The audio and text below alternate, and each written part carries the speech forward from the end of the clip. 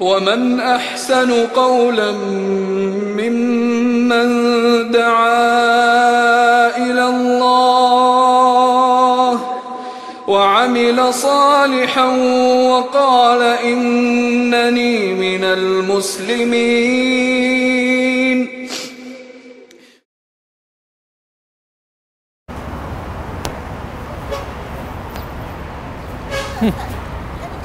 Iyalah kot.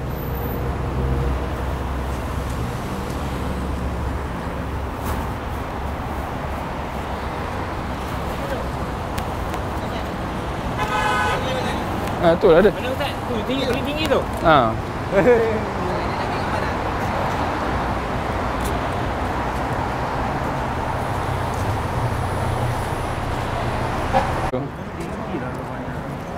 Bahaya tu. Kau nak kurus. Kau naik turun kurus. Tak capai juga tu kena. Ada ke mana? Tu buat kabel nanti dah. Memang tak ada. Agak gambar. Ha? Tuan-tuan lah naik. Ramai.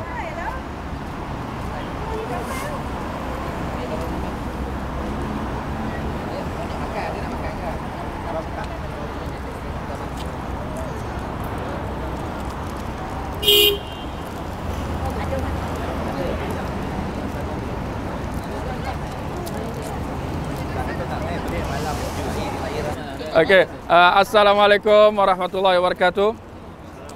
Seperti yang tuan-tuan puan-puan lihat, bukit yang tinggi inilah dia Bukit Thur, dan mungkin kita tak nampak daripada sini. Di sini jugalah terletaknya Gua Thur, dan mungkin kalau kita tengok perhati dekat-dekat, nampak tak ada orang-orang tengah naik yang putih-putih tu. Saya kira kalau kita tak faham sunnah, kita akan tergolonglah di kalangan orang-orang tu, ya, kerana ada mereka percaya bahawa dia orang nak naik, lepas tu nak buat solat, yang mana sebenarnya ni tak perlu kita nak buat, ya, bahkan membahayakan diri kita, ya. Ini kalau Jabal Nur, nanti kita akan pergi ke Jabal Nur. Jabal Nur dia lagi rendah, pun ada orang jatuh mati. Kalau macam ni lagi bahaya, jadi memang tak perlulah kita nak naik. Tapi satu aspek yang kita mungkin kita boleh ambil pengajaran daripada sejarah Nabi SAW adalah Bukit Thur. Dia terletak di selatan Mekah.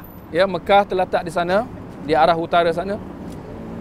Dan kita lihat bagaimana strategi Nabi SAW ialah apabila Nabi keluar daripada Mekah, ya, daripada kawasan Masjid Haram tu, di situ jugalah rumah Rasulullah, ya. Nabi dia tak terus menuju ke Madinah. Madinah dia terletak kat sebelah utara sana. Tetapi strategi Nabi untuk sebagai muslihat supaya orang-orang kafir tak jumpa Nabi, kerana memang apabila mereka dapati bahawa Rasulullah sudah tidak ada, sedangkan mereka sudah merancang, ya, hari sebelumnya untuk nak bunuh Nabi. Nabi tahu rancangan mereka, dan kerana itu Nabi, ya, mengambil arah yang bertentangan, iaitu sebelah selatan. Kerana orang-orang kafir Quraisy akan menyangka bahawa Rasulullah menuju ke utara. Jadi itu yang Nabi datang ke sini, dan kita tengoklah bagaimana tempat persembunyian Nabi, satu tempat yang kita nampak memang tak jangka lah, ya, tak jangka, tak ada siapa yang jangka bahawa ada dua orang sedang bersembunyi di dalam gua, iaitu Rasulullah dan juga sahabat baiknya Abu Bakar As-Siddiq. Jadi di bukit ini jugalah, ya, Rasulullah dan juga Abu Bakar As-Siddiq bersembunyi. Tetapi nak dijadikan cerita adalah walaupun Rasulullah mengambil langkah-langkah yang cukup berhati-hati, ya, tetapi ternyata orang-orang kafir Quraisy, kerana mereka nak sangat, ya, jumpa Rasulullah, nak cari Rasulullah, mereka sampai ke bukit ni, ya, bahkan mereka naik, ya, kerana mengetahui ada gua kat situ. Tetapi inilah mereka bermuslihat, mereka merancang, tetapi rancangan Allah lebih besar, lebih hebat, ya. Apabila mereka sampai ke atas tu, Abu Bakar As-Siddiq sehingga jadi takut Takut kerana jika tempat persembunyian mereka diketahui oleh orang-orang kafir Quraisy. Maka ketika itulah turun firman Allah, Thaniyasnain idh huma fil ghar idh qala ahaduhuma li sahibih la takhaf innallaha atau la tahzan innallaha ma'ana. Dua orang tatkala mereka di dalam gua, ketika salah seorang daripada mereka berkata, iaitu Rasulullah, ya, berkata kepada Abu Bakar, jangan kau bersedih, jangan kau takut, kerana sesungguhnya Allah bersama kami. Maka akhirnya orang-orang kafir Quraisy, ya, walaupun dia dah sampai kat sini, tetapi ternyata mereka tak jumpa, tak perasan bahawa Nabi dan Abu Bakar berada di sini. Kisah burung pati semua. Adapun ada dalam riwayat mengatakan adanya burung merpati yang membuat sarangnya di pintu gua, dan lebah membuat rumahnya di pintu gua, sehingga membuatkan orang-orang kafir mengatakan mustahil ada orang kat dalam ni. Riwayatnya tidak sabit daripada Nabi sallallahu alaihi wasallam, tidak sabit, ya, tidak sah, ya.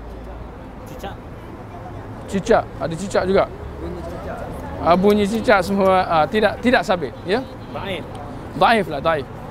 Walau apa pun, apa yang pasti yang mengalihkan orang-orang kafir Quraisy daripada jumpa Nabi dan Abu Bakar adalah Allah Subhanahu wa taala. Akhirnya Rasulullah, ya, menetap di dalam gua itu selama 3 hari, ya. Dan apabila orang-orang kafir Quraisy proses mencari mereka reda, barulah Rasulullah bertolak, dan itu pun Rasulullah tak ikut jalan biasa, ya, jalan kafilah.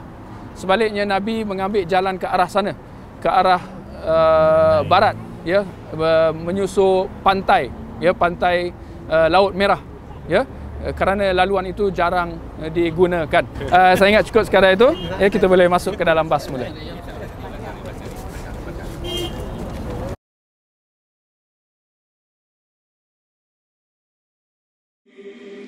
ومن أحسن قولا ممن دعا إلى الله